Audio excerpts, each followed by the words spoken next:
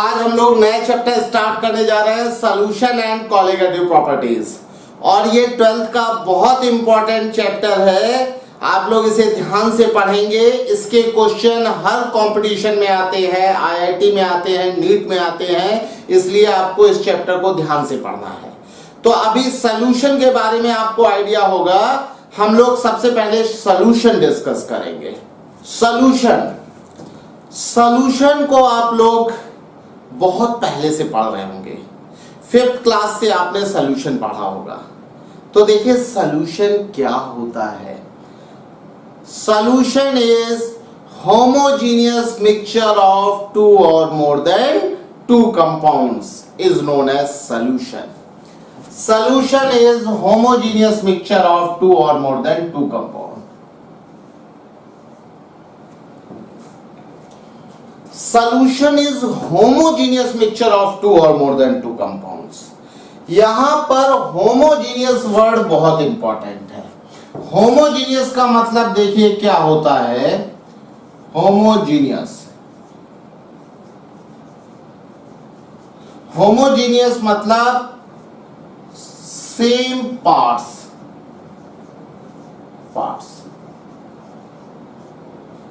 ऐसा मिक्सचर जिसके सारे पार्ट सेम हो। होमो मतलब सेम, जीनियस मतलब पार्ट्स। इसका मतलब है सेम, सिमिलर, और इसका मतलब है पार्ट्स। ऐसा मिक्सचर जिसके सारे पार्ट सेम हो उसे हम होमोजीनियस बोलते हैं। हर मिक्सचर को होमोजीनियस नहीं बोलेंगे, उसी मिक्सचर को होमोजीनियस बोलेंगे जिसके सारे पार्ट सेम होंगे। जैसे देखिए यहां पर हम लोग एक मिक्सचर बना रहे हैं, किसका? वाटर प्लस शुगर, वाटर और प्लस शुगर का मिक्सचर है। तो अभी इसमें क्या होगा, इस मिक्सचर में शुगर का कंपोजिशन हर जगह सेम होगा। मतलब आप यहां से ले लें सैंपल 1 और यहां से ले लें sample 2। Sample 1 and 2, sample 1 and sample 2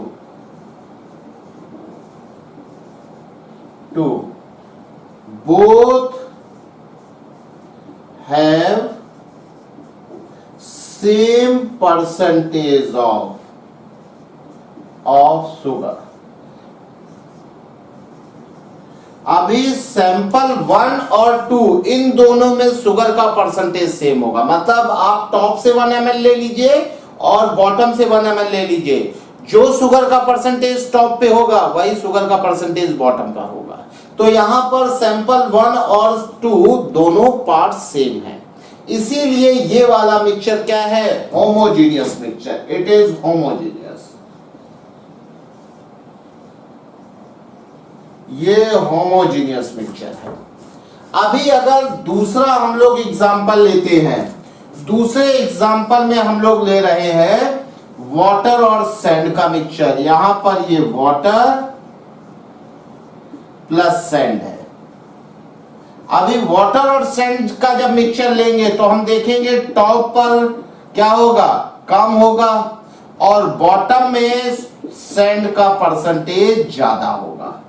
तो अभी बॉटम में सैंड का परसेंटेज ज्यादा है और टॉप पर कम है। तो यहां से जो सैंपल लेंगे और यहां से सैंपल लेंगे, ये 1 सैंपल है और ये 2 सैंपल है। अभी सैंपल 1 और सैंपल 2 में सैंड का परसेंटेज अलग अलग होगा। Sample 1 and sample 2,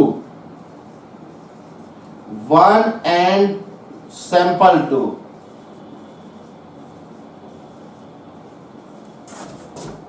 have different percentage of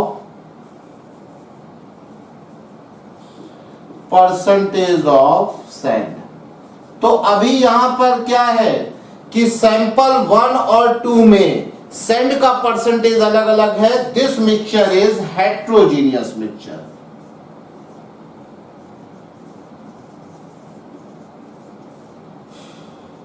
ये मिक्सचर हेट्रोजीनियस मिक्सचर है। अभी जो मिक्सचर हेट्रोजीनियस होगा, हेट्रो मतलब डिफरेंट, जीनियस मतलब पार्ट, हेट्रो मतलब डिफरेंट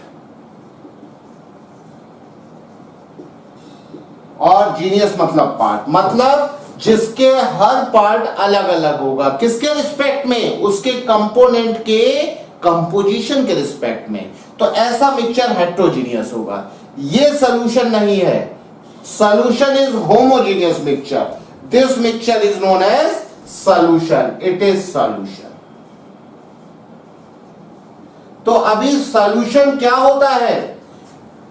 सॉल्यूशन होता है होमोजीनियस मिक्सचर ऑफ टू और मोर देन टू कंपोनेंट। यहां जरूरी नहीं कि वाटर और शुगर हो, इसमें वाटर, शुगर, सॉल्ट और भी कंपोनेंट हो सकते हैं। लेकिन हां, हर कंपोनेंट का परसेंटेज हर पार्ट में, वो हम टॉप से पार्ट ले, बॉटम से ले, मिडिल से ले, कहीं से भी हम अगर इस मिक्सचर का कोई पार्ट लेते हैं तो उस पार्ट में सारे कंपोनेंट का कंपोजिशन सिमिलर होगा। ऐसे मिक्सचर को हम लोग होमोजेनियस मिक्सचर बोलेंगे। जो होमोजेनियस मिक्सचर होंगे वो सॉल्यूशन होंगे। There are two components of solution. Solution में दो टाइप के कंपोनेंट होंगे, एक सॉल्यूट और दूसरा सॉल्वेंट। इसको हम लोग डिस्कस कर लेते हैं। There are two components of solution. Solution के दो कंपोनेंट होंगे, एक होगा number 1 solute,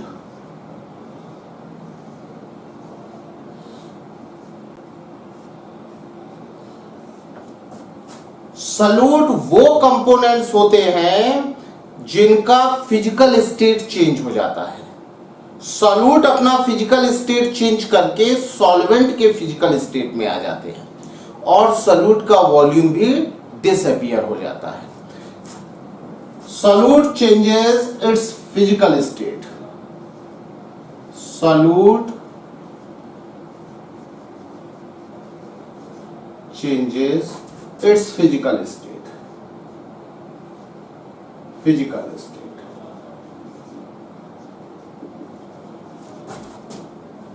State.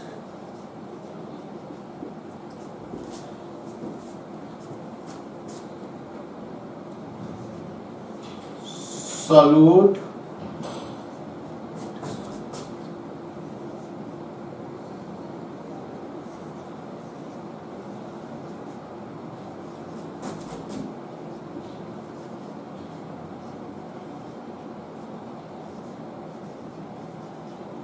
in true solution.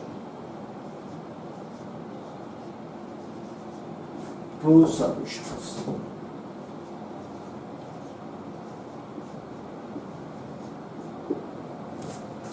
Solute changes it's physical state. Solute हमेशा अपनी फिजिकल स्टेट चेंज करके सॉल्वेंट की फिजिकल स्टेट में कन्वर्ट हो जाता है और सॉल्यूट का वॉल्यूम भी डिसअपीयर हो जाएगा। मतलब हम लोग कहेंगे कि वॉल्यूम जो होगा, वॉल्यूम ऑफ सॉल्यूशन क्या होगा? Volume of solution volume of solvent के बराबर होगा। जो सॉल्यूशन का वॉल्यूम होगा वो सॉल्वेंट के वॉल्यूम के बराबर होगा। देखिए कैसे, जैसे यहां पर आपने वाटर लिया, सपोज ये वाटर 1 लीटर वाटर है, 1 लीटर। अभी क्या होगा, इसमें आप जब शुगर ऐड कर देंगे, जब आप शुगर ऐड करेंगे तो शुगर क्या होगा, शुगर बेटा ऐड करने पर ये बॉटम में सेटल हो जाएगा।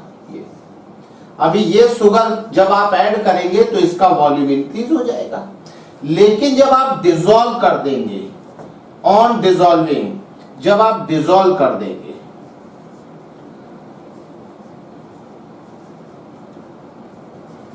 जब आप डिसॉल्व कर देंगे तो क्या होगा, जो सॉल्यूशन बनेगा वो सॉल्यूशन 1 लीटर ही बनेगा। ये सॉल्यूशन हो गया। तो यहां पर जो सॉल्यूशन बनेगा ये 1 लीटर सॉल्यूशन होगा। जो सॉल्वेंट का वॉल्यूम था 1 लीटर, ये जो वॉल्यूम था ये एक्स्ट्रा वॉल्यूम किसका है? सॉल्यूट जो आपने शुगर डाला है, जो बॉटम में सेटल है, उस शुगर का वॉल्यूम इंक्रीज हो गया। लेकिन जब आप डिसॉल्व करेंगे तो ये फिर से डिक्रीज होके सॉल्यूशन आपका 1 लीटर ही बनेगा। मतलब जो सॉल्वेंट का वॉल्यूम था वही सॉल्यूशन का वॉल्यूम है। इसका वॉल्यूम, शुगर का वॉल्यूम डिसॉल्व करने पर क्या होगा, डिसअपीयर हो जाएगा।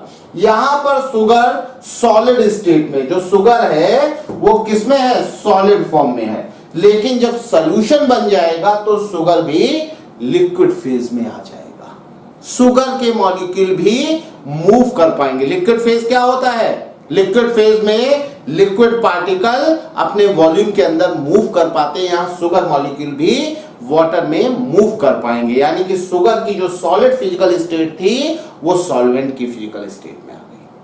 कुछ बुक्स में ये लिखा है कि सॉल्यूट वो होता है जो लेस एक्सटेंट में होता है, जो लेस अमाउंट में होता है। ये बात सही है कि जनरली जो लेस एक्सटेंट में होगा वो क्या होगा, सॉल्यूट होगा। जनरली सॉल्यूट लेस एक्सटेंट में होते हैं।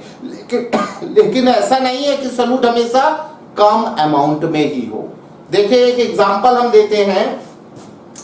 1 ml वाटर में 1700 ml अमोनिया डिसॉल्व हो सकती है। 1700 अमोनिया एट एसटीपी पर हम डिसॉल्व कर सकते हैं। अभी 1 ml वाटर में 1700 अमोनिया एसटीपी पर डिसॉल्व हो जाएगी और फाइनल जो आपका सॉल्यूशन बनेगा वो 1 ml सॉल्यूशन बनेगा। तो ये अमोनिया 1700 ml है, 1700 ml। यहां पर अमोनिया 1700 ml है, लेकिन फिर भी क्या है, ये सॉल्यूट है और ये सॉल्वेंट है। क्यों? क्योंकि जो सॉल्वेंट का वॉल्यूम है वही फाइनल सॉल्यूशन का वॉल्यूम है। यहां पर ये सॉल्वेंट है और ये है सॉल्यूट।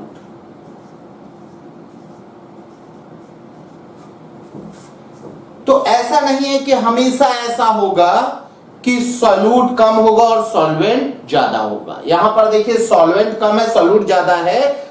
हमने कैसे इसे सॉल्यूट माना, क्योंकि इसका वॉल्यूम डिसअपीयर हो गया और फाइनली जो सॉल्यूशन बनेगा वो लिक्विड फेज में बनेगा। इसने अपना फिजिकल स्टेट चेंज कर दिया। लेकिन जनरली क्या होता है, जो सॉल्यूट होते हैं वो लेस परसेंटेज में होते हैं। शुगर का यहां पर परसेंटेज कम है, इसलिए शुगर सॉल्यूट है और वाटर सॉल्वेंट है। अंडरस्टैंड? ठीक।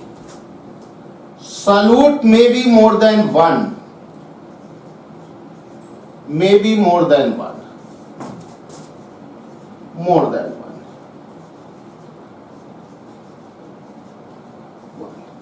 एक से ज्यादा सॉल्यूट हो सकते हैं।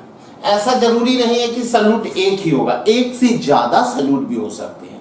जैसे वाटर में अगर हम मिक्स करेंगे शुगर, ये वाटर है और इसमें हमने मिक्स किया क्या, शुगर मिक्स किया और सॉल्ट मिक्स किया, तो इसमें जो सॉल्यूशन बनेगा ये सॉल्यूशन बनेगा, सॉल्यूशन। इसमें जो सॉल्यूशन बनेगा इसमें सॉल्वेंट क्या होगा, सॉल्वेंट वाटर होगा, water.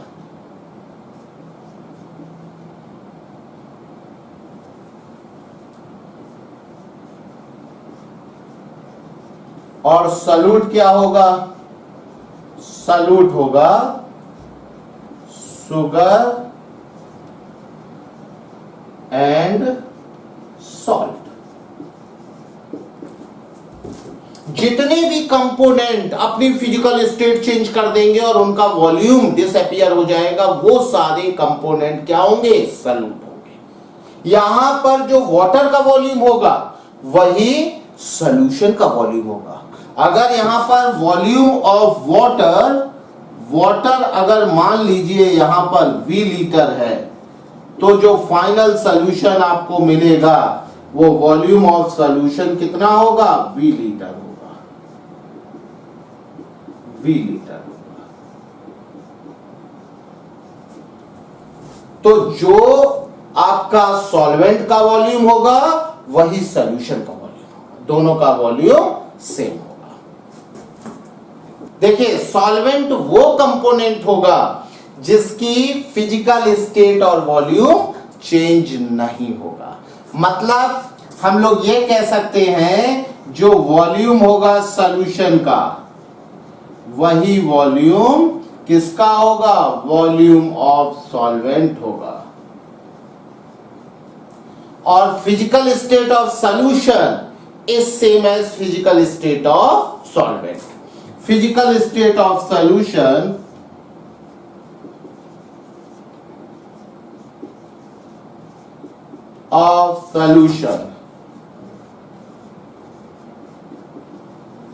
is same as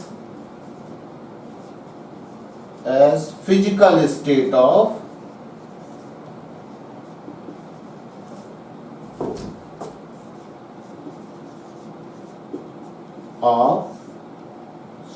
solvent। यहां पर बात क्या है कि जो फिजिकल स्टेट सॉल्वेंट की होगी वही फिजिकल स्टेट सॉल्यूशन की होगी। अगर सॉल्वेंट लिक्विड स्टेट में है तो सॉल्यूशन भी लिक्विड स्टेट में होगा। अगर सॉल्वेंट सॉलिड स्टेट में है, सॉल्वेंट सॉलिड भी एलॉय जो होते हैं उसमें सॉल्यूट भी सॉलिड होता है और सॉल्वेंट भी सॉलिड होता है। ऐसा जरूरी नहीं है कि सॉल्वेंट लिक्विड फेज में ही हो, सॉल्वेंट गैस भी हो सकता है, सॉल्वेंट लिक्विड भी हो सकता है, सॉल्वेंट आपका सॉलिड भी हो सकता है।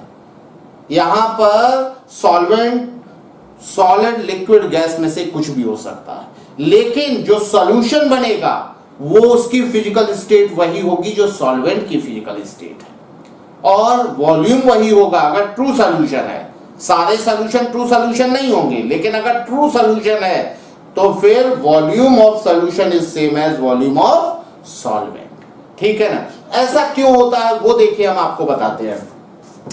होता क्या है कि जब आप शुगर को वाटर में ऐड करते हैं, ये हमारा वाटर है, वाटर, अभी वाटर है आपका सपोज V लीटर,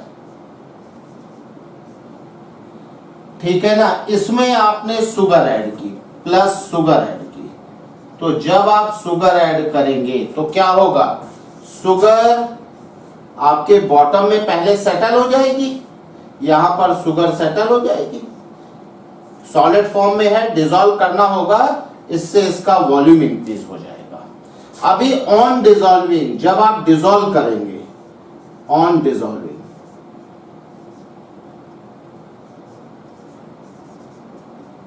क्या होगा, जब आप डिसॉल्व करेंगे तो डिसॉल्व करने में क्या होगा, जो आपका सॉल्यूशन बनेगा वो वही बनेगा जितना वाटर का सॉल्यूशन, मतलब वॉल्यूम ऑफ सॉल्यूशन, ये सॉल्यूशन बन गया तो volume of solution is equal to volume of solvent, solvent के वॉल्यूम। अभी क्या होगा, जो वाटर मॉलिक्यूल होंगे उन वाटर मॉलिक्यूल्स के बीच में जो इंटरमॉलिक्यूलर स्पेस होगा वहां पर सॉल्यूट पार्टिकल चले जाएंगे। ये वाटर मॉलिक्यूल के बीच में इंटरमॉलिक्यूलर स्पेस में शुगर पार्टिकल आ जाएंगे। अभी शुगर पार्टिकल वाटर मॉलिक्यूल के इंटरमॉलिक्यूलर स्पेस में है, इसीलिए शुगर का वॉल्यूम डिसअपीयर हो जाएगा। ये वाटर है, H2O का मॉलिक्यूल है और ये शुगर मॉलिक्यूल है। तो यहां पर शुगर के मॉलिक्यूल किसमें चले गए हैं, वाटर के इंटरमॉलिक्यूलर स्पेस में चले गए। यही रीजन होता है कि जब आप शुगर को डिसॉल्व करेंगे वाटर में, तो थोड़ा सा शुगर डिसॉल्व करेंगे वाटर में डिसॉल्व हो जाएगा, थोड़ा और शुगर डिसॉल्व करेंगे और डिसॉल्व हो जाएगा। जब एक स्टेज ऐसी आएगी जब सारे इंटरमॉलिक्यूलर स्पेस शुगर के पार्टिकल से फिलअप हो चुके होंगे, उस स्टेट को हम बोलेंगे सैचुरेटेड स्टेट, और ऐसे सॉल्यूशन को सैचुरेटेड सॉल्यूशन बोलेंगे। सैचुरेटेड सॉल्यूशन मतलब no more solute can be dissolve. उस केस में क्या होगा, कि जो वाटर के सारे इंटरमॉलिक्यूलर स्पेस होंगे वो शुगर पार्टिकल से फिलअप हो गए होंगे। ठीक है, तो देखिए saturated solution no more solute can be dissolve. उसका रीजन ये होता है कि जो सॉल्वेंट के इंटरमॉलिक्यूलर स्पेस होते हैं वो सारे इंटरमॉलिक्यूलर स्पेस सॉल्यूट पार्टिकल से फिलअप हो जाते हैं। इसका रीजन ये है all intermolecular space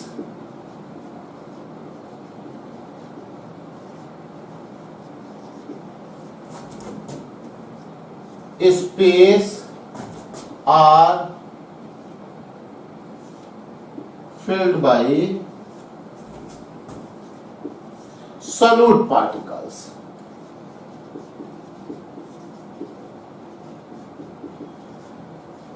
In saturated solution.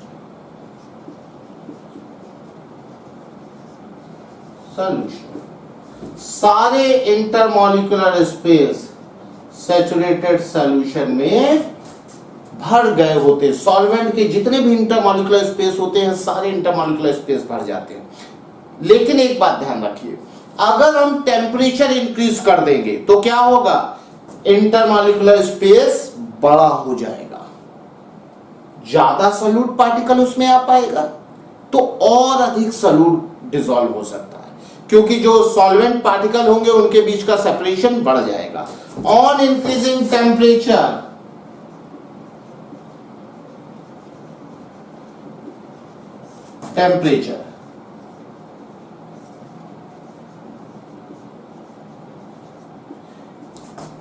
intermolecular space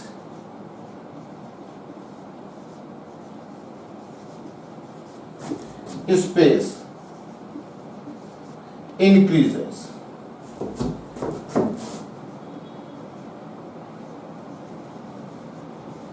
Thus, some solute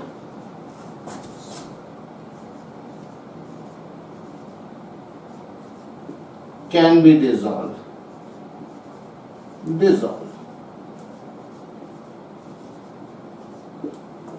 जो सैचुरेटेड सॉल्यूशन होगा उसमें जब हम टेम्परेचर इंक्रीज करेंगे तो ये इंटरमॉलिक्यूलर स्पेस क्या होगा, इंक्रीज कर जाएगा। ये थोड़ा सा इधर थोड़ा इधर। जब इंटरमॉलिक्यूलर स्पेस इंक्रीज कर जाएगा वॉल्यूम एक्सपेंशन होगा तो बीच का जो स्पेस है वो बढ़ जाएगा, जिससे थोड़ा और सॉल्यूट डिसॉल्व कर सकते हैं। तो जब हम सैचुरेटेड सॉल्यूशन को हीट करते हैं तो उसमें थोड़ा सा और सॉल्यूट डिसॉल्व हो जाता है। ये बात आपको समझ में आई। अब हम लोग बात कर लेते हैं कंसंट्रेशन ऑफ सॉल्यूशन की।